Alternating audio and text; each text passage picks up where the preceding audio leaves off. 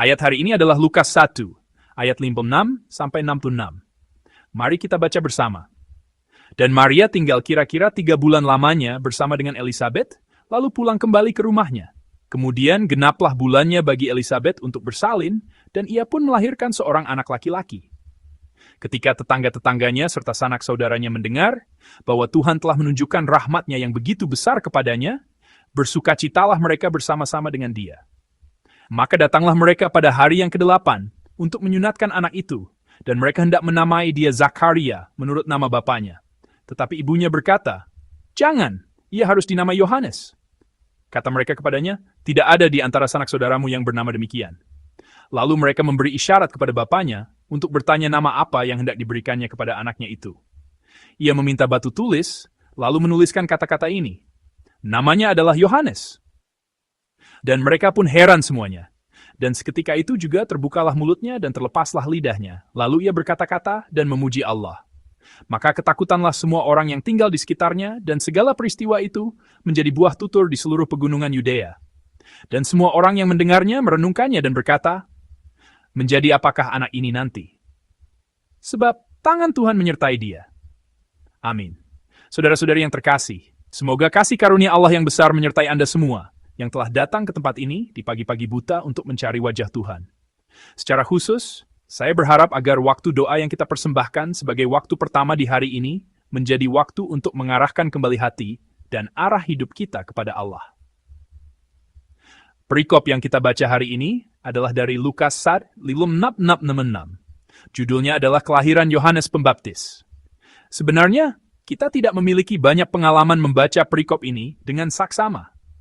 Hal ini karena setelah bagian ini, Alkitab membahas kelahiran Yesus yang merupakan peristiwa terpenting dalam sejarah Alkitab. Namun, Lukas tidak menganggap remeh kelahiran Yohanes Pembaptis ini hanya sebagai sekadar kelahiran Yohanes. Sebaliknya, melalui peristiwa ini, ia menunjukkan pekerjaan Allah yang telah lama berdiam diri. Ini adalah perikop yang sekali lagi menegaskan bahwa sejarah keselamatan Allah sedang terungkap, baru saja dimulai. Oleh karena itu, kelahiran Yohanes Pembaptis lebih dari sekadar sukacita sebuah keluarga.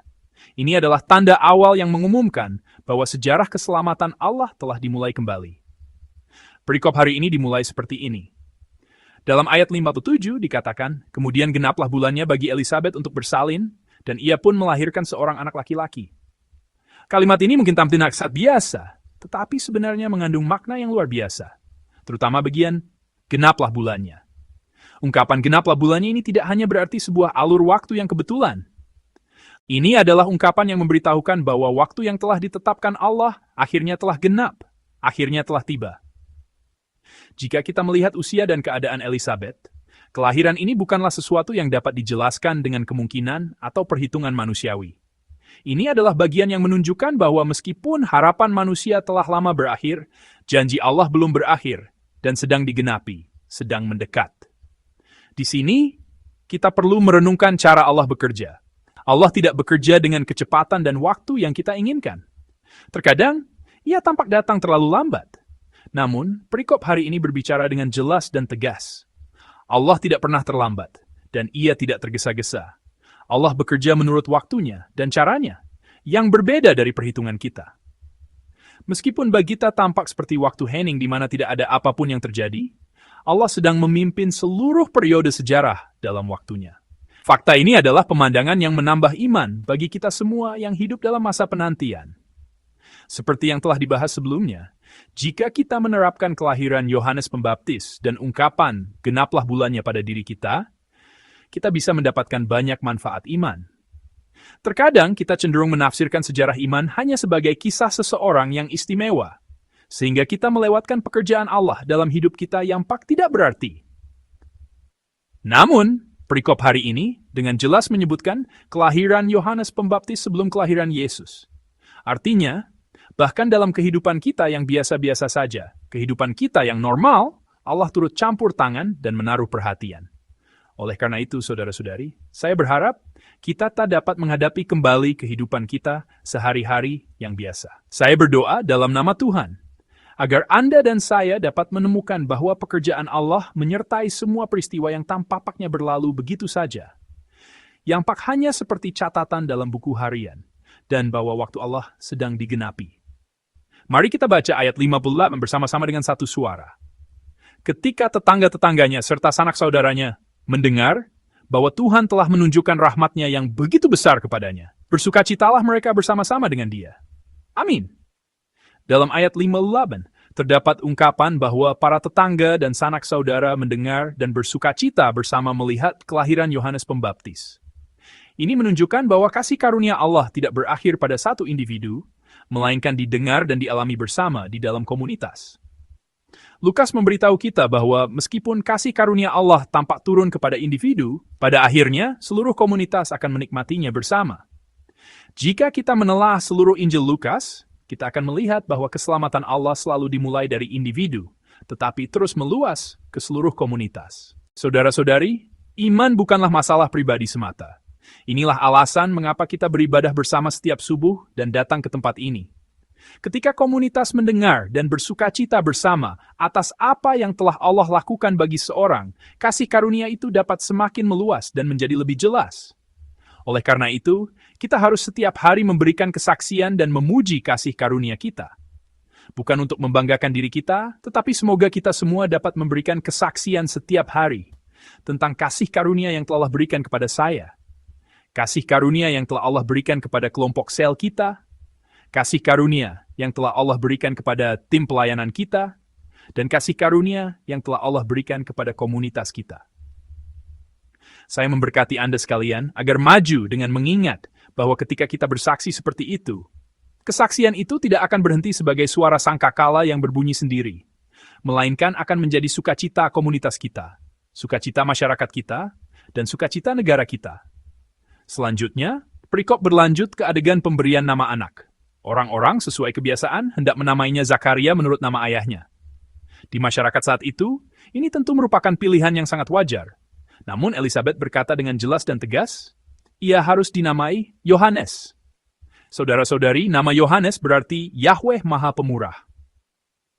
Nama ini tidak berasal dari harapan orang tua atau tradisi keluarga. Itu adalah nama yang telah ditetapkan oleh Allah. Memberi nama bukan hanya masalah sebutan, tetapi tindakan yang menentukan arah dan identitas hidup seseorang. Dengan kata lain, pemberian nama Yohanes ini menetapkan bahwa ia telah menjadi saluran untuk menyatakan kasih karunia Allah. Orang-orang tidak dapat menerima keputusan ini dengan mudah, dan mereka bertanya kepada Zakaria, yang tidak dapat berbicara, apa maksudnya? Zakaria, setelah mendengar cerita itu, menulis dengan jelas di atas batu tulis, namanya adalah Yohanes. Saudara-saudari, dalam kalimat singkat ini terkandung ketaatan iman Zakaria.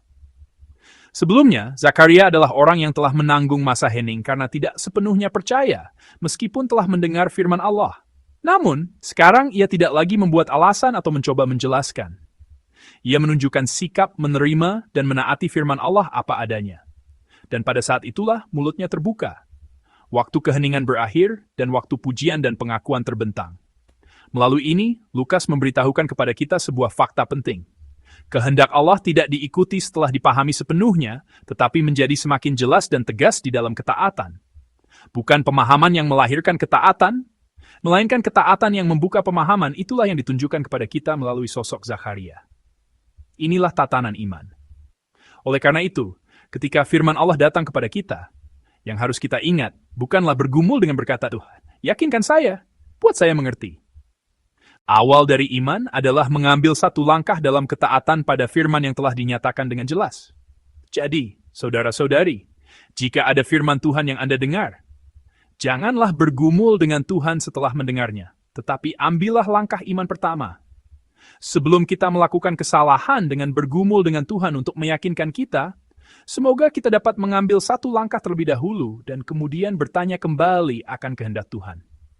Saya memberkati Anda dan saya dalam nama Tuhan agar maju dengan mengingat bahwa melalui satu langkah ketaatan itu, kehendak Allah akan menjadi jelas dan kasih karunia Allah yang terbentang bagi kita akan menjadi lebih nyata. Terakhir, perikop hari ini mengatakan bahwa ketakutan melanda semua orang yang melihat dan mendengar semua peristiwa ini. Mereka berkata, menjadi apakah anak ini nanti? Ketakutan ini bukanlah teror. Ini dapat disebut sebagai rasa hormat dan takjub di hadapan Allah. Orang-orang merasakan bahwa kehidupan anak ini tidak akan biasa. Dan Lukas memberitahukan alasannya dengan jelas. Sebab tangan Tuhan menyertai dia.